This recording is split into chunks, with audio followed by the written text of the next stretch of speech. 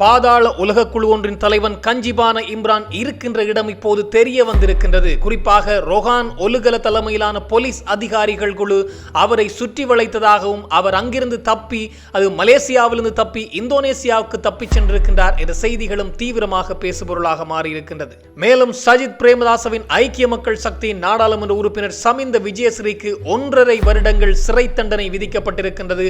உடனடியாக இந்த சிறை தண்டனை ரத்து செய்ய வேண்டும் என்று முறையீட்டு மனு ஒன்றையும் தாக்கல் செய்திருக்கின்றார். மேலும் சிடி விக்ரமரத்ன முன்னாள் போலீஸ் மா அதிபர் சிடி விக்ரமரத்ன மரணம் தொடர்பிலே அந்த துப்பாக்கியை கொடுத்த மெய் பாதுகாவலர் வழங்கிய வாக்குமூலம் பெரும் அதிர்வலைகளை ஏற்படுத்தி இருக்கின்றது.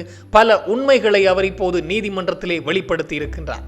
இந்த விடயங்கள் பற்றித்தான் இந்த தொகுப்பினூடாக முழுமையாக பேசப் போகின்றோம். அன்புறவுகளில் ஒருக்குமே வணக்கம். ரொஹான் ஒலுகல தலைமையிலான குழு அடுத்த கட்ட நகர்வை இப்போது ஆரம்பித்திருக்கின்றார்கள். குறிப்பாக இந்த கஞ்சிபான இம்ரானை கைது செய்வதற்கு தீவிர நடவடிக்கைகள் மேற்கொள்ளப்பட்டிருந்தது. நேற்றைய தினம் ஒரு செய்தி வெளியாக இருந்தது. கஞ்சிபான இம்ரானினுடைய மிக முக்கியமான கூட்டாளி மலேசியாவிலே வைத்து கைது செய்யப்பட்டு விட்டார். அதுவும் இந்த ரத்மலானை சைமா என்று சொல்லப்படுகின்ற நபர் உட்பட மொத்தம் 3 பேர் கைது செய்யப்பட்டு விட்டார்கள். அவர்களை இலங்கைக்குள்ளே கொண்டு வருவதற்கான வேலைகள் இடம்பெற்று வருவதாக சொல்லப்பட்டிருக்கின்றது.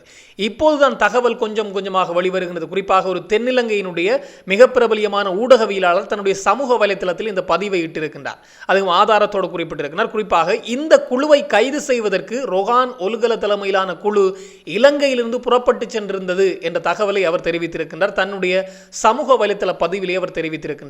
ரொஹான் ஒலுகல தலைமையிலான குழுவாம் ஏற்கனவே இந்த இசாரா செவ்வந்தி கெசல்பத்ர பத்மேவை கைது செய்து வந்த ரொஹான் ஒலுகல தலைமையிலான அந்த குழு மீண்டும் மலேசியா நோக்கி பயணித்தாம். அந்த பயணத்தின் போதுதான் அங்கிருந்த இந்த கஞ்சிபான இம்ரான் குழு சிக்கி இருந்தது. அவர்களை சுற்றி வளைத்து கைது செய்ய முயற்சித்த போது கஞ்சிபான இம்ரான் தப்பி சென்றிருப்பதாகவும் அவரோடு கூடவே இருந்த பல நண்பர்கள் அவருடைய கூட்டாளிகள் சைமா என்று சொல்லப்படுகின்ற நபர் உட்பட இன்னும் 3 பேர் கைது செய்யப்பட்டிருக்கின்றார்களாம். அப்படி தப்பிச் சென்ற கஞ்சிபான இம்ரான் மலேசியாவிலிருந்து தப்பிச் சென்று இந்தோனேசியாவுக்கு சென்றிருக்கின்றார் என்ற தகவல் கிடைத்ததற்காக இப்போது அந்த ரொஹான் ஒலுகல தலைமையிலான குழு இந்தோனேசியா நோக்கி பயணித்திருக்கின்றார்களாம் கஞ்சிபான இம்ரானை கைது செய்வதற்காக என்றுதான் அவருடைய அந்த விடயம் அதாவது அந்த சமூக வலைத்தளத்திலே இந்த செய்தி பகிரப்பட்டிருக்கின்றது. ஒரு மிக பிரபலியமான ஊடகவியலாளர் தான் இந்த செய்தியை பகிர்ந்திருக்கின்றார். எனவே இது பெரிதாக எந்த ஊடகத்திலும் வரவில்லை என்பதுதான் மிக முக்கியமான விடயம்.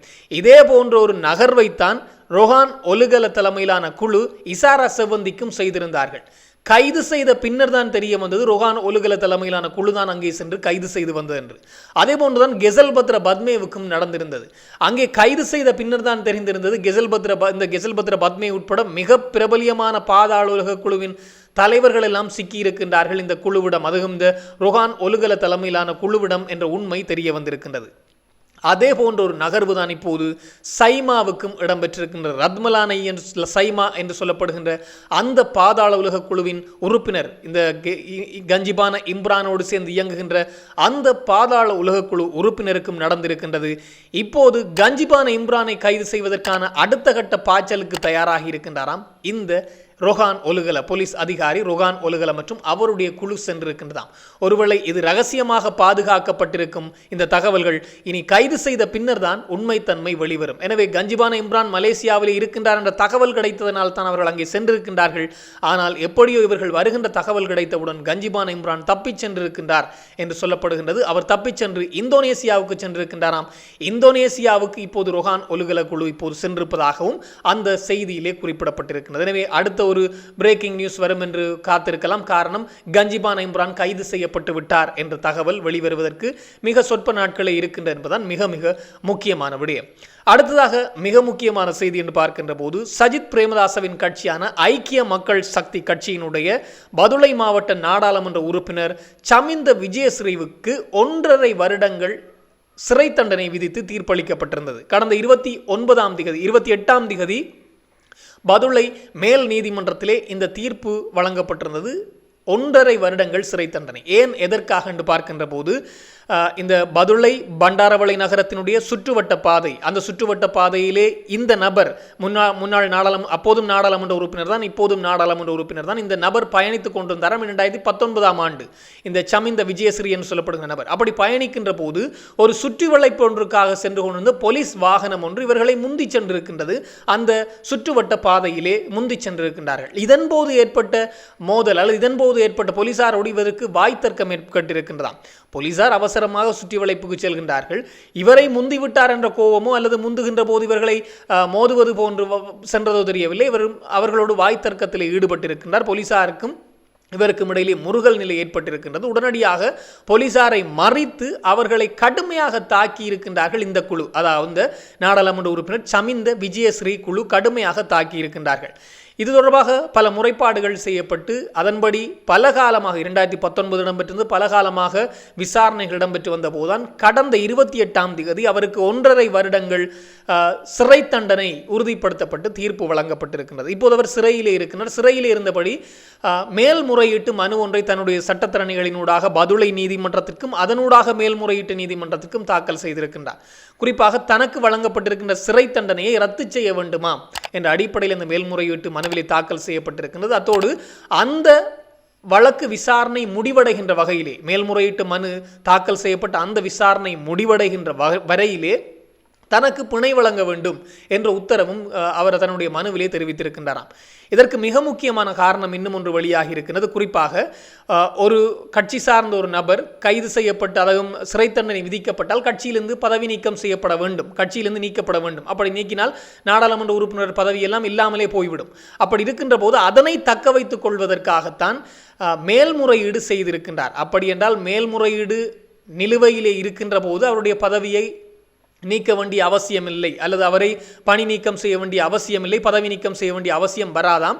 அந்த மேல்முறையீடு நிலுவையிலே அல்லது விசாரணையிலே இருக்கின்ற வகையிலே அந்த திட்டத்திற்காகத்தான், தன்னுடைய பதவியை காப்பாற்றிக் கொள்வதற்காகத்தான் இப்போது இந்த சமிந்த விஜயஸ்ரீ மேல்முறையீட்டு மனுவை தாக்கல் செய்திருக்கின்றார். அந்த மேல்முறையீட்டு மனு விசாரித்து தீர்ப்பு வரும் வரையிலே தனக்கு பிணை தரும்படியும் அவர் கோரிக்கை விடுத்திருக்கின்றாராம்.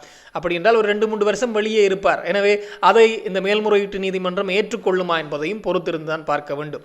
மேலும் ஒரு மிக முக்கியமான செய்தியின் பார்க்கின்ற போது CD விக்ரமரத்ன முன்னாள் போலீஸ் மா அதிபர் அவருடைய வீட்டிலே தன்னுடைய உடற்பயிற்சிக்கு செல்வதற்காக வெளியே வந்திருந்தார். பின்னர் தன்னுடைய பாதுகாப்பு உத்தியோகத்தரிடம் துப்பாக்கியை வாங்கினாராம், தோட்டாக்களையும் வாங்கினாராம். பாதுகாப்பு உத்தியோகத்தரை தண்ணி எடுத்து வரும்படி சொன்னாராம். தண்ணி எடுத்து வருகின்ற போது துப்பாக்கியால் சுட்டு செத்து போனாராம். இதுதான் இருக்கின்ற கதை. அது தொடர்பான விசாரணைகள் இடம்பெற்று வருகின்ற போது வெளியிலிருந்து யாரும் வந்தார்களா அல்லது எதுவும் அழுத்தங்களா என்றால் எந்த ஆதாரமும் இல்லை. இப்போது அந்த துப்பாக்கியை கொடுத்த மெய்ப்பாதுகாவலர், கிட்டத்தட்ட 16 வருடங்களாக அந்த மெய்ப்பாதுகாவலர் CD விக்ரமரத்ன அவர்களுக்கு பாதுகாப்பு உத்தியோகத்தராக இருக்கின்றாராம். பாதுகாவலர் அவரும் ஒரு போலீஸ் அதிகாரி தான். பாதுகாப்பு பிரத்யேக பாதுகாப்பு உத்தியோகத்தராக அவர் கடமையாற்றி வருகின்றாராம். அவர் நீதிமன்றத்திலே நேற்றைய தினம் பல உண்மைகளை சாட்சியமாக வழங்கியிருக்கின்றார். இதன்போது பல விடயங்கள் வெளிவந்திருக்கின்றது. குறிப்பாக CD விக்ரமரத்ன அவர்கள் வீட்டிலிருந்து வெளியே வருகின்ற போது, உடற்பயிற்சிக்கு வருகின்ற போது பாதணிகளையும் அணிந்து கொண்டுதான் வருவாராம். ஆனால் அந்த நாள் ஒரு 7 மணி இருக்கும், அவர் வெளியே வருகின்ற போது பாதணிகள் அணியவில்லை என்பதை சுட்டி காட்டியிருக்கின்றார். உடற்பயிற்சிக்கு வந்தாராம், ஆனால் பாதணிகளை அணியாமல் தான் வெளியே வந்தாராம். வந்தவுடன் தன்னுடைய கையிலே இருந்த துப்பாக்கியை, தான் பாதுகாப்புக்கு வைத்திருக்கின்ற துப்பாக்கியை கேட்டு வாங்கினாராம். இதுவரை காலமும் 16 வருடங்களிலே நடக்காத ஒரு விடயம். அதாவது இதுவரை 16 வருடங்களாக தன்னிடம் துப்பாக்கியை கேட்டு வாங்கி அதை பரிசோதனை செய்யவில்லையாம் CD விக்ரமரத்ன. ஆனால் முதல் முறையாக தன்னிடம் துப்பாக்கியை வாங்கி பரிசோதனை செய்தாராம். தான் துப்பாக்கியை மட்டும் கொடுக்கின்ற போது தோட்டாவையும் கேட்டாராம். தோட்டாவையும் கேட்டுவிட்டு தண்ணீர் போத்தல் எடுத்து வரும்படி சொன்னாராம். அந்த 16 வருடங்களில் அவர் உடற்பயிற்சிக்கு செல்கின்ற போது தானும் செல்வதாகவும், அப்படி செல்கின்ற போது அவர் தண்ணி போத்தல் எடுத்து செல்வதில்லை என்பதையும் சொல்லியிருக்கின்றார். எனவே வெளியே வருகின்ற போது பாதணி அணியவில்லை, புதிதாக திடீரென முதல் முறையாக துப்பாக்கியை பரிசோதிப்பதற்காக கேட்கின்றார். அத்தோடு தண்ணி போத்தலை எடுத்தும் வரும்படி முதல் முறையாக சொல்கின்றாராம். அப்படி சொல்லி தான் உள்ளே செல்கின்ற போது திடீரென துப்பாக்கி சூட்டு சத்தம் கேட்டதாம். ஓடி வந்து பார்த்தபோது தன்னைத்தானே சுட்டுக் கொண்டார் என்ற அடிப்படையிலே தான் வாக்குமூலம் வழங்கியிருக்கின்றார். உடனடியாக அவருடைய குடும்ப உறுப்பினர்களோடு சேர்ந்து தானும் அவரை மருத்துவமனைக்கு கொண்டு சென்றதாகவும், மருத்துவமனையிலே ஏற்கனவே அவர் உயிரிழந்து விட்டார் என்பது சொல்லப்பட்டது என்பதை இப்போது வாக்குமூலமாக வழங்கியிருக்கின்றார். எனவே தான் ஒரு மிக முக்கியமான விடயம். ஒருவர் தற்கொலை செய்து கொள்ள வேண்டும் என்றால் எதற்காக அவர் வெளியே வந்து தன்னுடைய உதவியாளருடைய அல்லது மெய்ப்பாதுகாவலருடைய துப்பாக்கியை வாங்கி அதுவும் உடற்பயிற்சிக்கு செய்கின்ற ஆடைகளோடு வந்து தற்கொலை செய்து கொள்ள வேண்டும் என்றெல்லாம் பல கேள்விகள் எழுகின்றது. இப்போது இந்த விசாரணைகள் தீவிரப்படுத்தப்பட்டிருக்கின்றது. இரசாயன பகுப்பாய்வுகளுக்காக துப்பாக்கி உட்பட தோட்டா எல்லாமே வழங்கப்பட்டிருக்கின்றது. கைரேகை நிபுணர்களிடமெல்லாம் வழங்கப்பட்டிருக்கின்றது. ஏற்கனவே ஒரு தகவல் வந்திருந்தது, கைரேகைகள் கண்டுபிடிப்பதிலே சிக்கல் நிலை இருக்கின்றது. காரணம், எந்த கைரேகையும் அதிலே பதியப்படவில்லை என்ற அடிப்படையில் சொல்லப்பட்டு, இதற்கு காரணம் அந்த துப்பாக்கி அழுத்துகின்ற போது வந்து அதிக வெப்பம் கைரேகைகளை அழித்திருக்கலாம் என்ற அடிப்படையிலேயும் போலீஸ் நிபுணர்கள் குறிப்பிட்டிருப்பதாக சொல்லப்பட்டிருக்கிறது. எனவே இப்போது இரசாயன பகுப்பாய்வுகளுக்காக அவருடைய துப்பாக்கி கொடுக்கப்பட்டிருக்கின்றது. மிக தீவிர விசாரணைகள் இடம்பெற்று வருகின்றது. இது கொலையா, இன்னும் இது உறுதியாகவில்லை. அதாவது என்ன நடந்தது என்பது, இது கொலையா தற்கொலையா அல்லது தற்கொலை செய்ய வைக்கப்பட்டாரா என்ற கோணத்திலே கடும் விசாரணைகள் இடம்பெற்று வருகின்றது. அதன் ஒரு அங்கம் தான் இப்போது சி.டி. விக்ரமரத்ன அவருடைய மனைவி, இரண்டாவது மகன் என்று எல்லோரிடமுமே அவர்கள் விசாரணைகளை நடத்திவிட்டார்கள். இப்போது அந்த மெய்ப்பாதுகாவலரிடமும் விசாரணை நடத்தப்பட்டு குறிப்பாக அவருடைய வாக்குமூலமும் பதிவு செய்யப்பட்டிருப்பதாக சொல்லப்பட்டிருக்கின்றது.